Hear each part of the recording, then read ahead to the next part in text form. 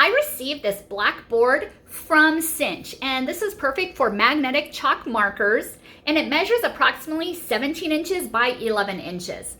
And you're also going to be getting these 4 markers in these wonderful colors. Now, upon first use, you need to follow these directions. These markers are not dry. The first thing you're going to need to do is get each one and shake it for 30 seconds. After you're done shaking the markers, then you're going to remove this cap. And then you're going to use it on a paper towel and you're going to pump it up.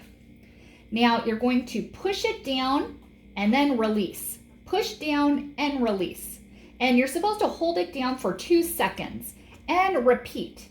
Now you may have to do this 30 to 50 times before the ink starts flowing.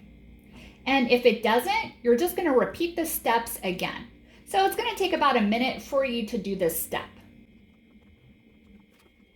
And as you can see, it's starting to go down right here. Then you know that it's starting to work. And once the color saturates the tip completely, you are ready to start writing on your board. Simple as that.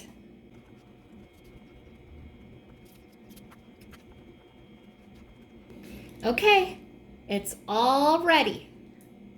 You're going to be receiving these 4 colors, blue, white, pink, and green.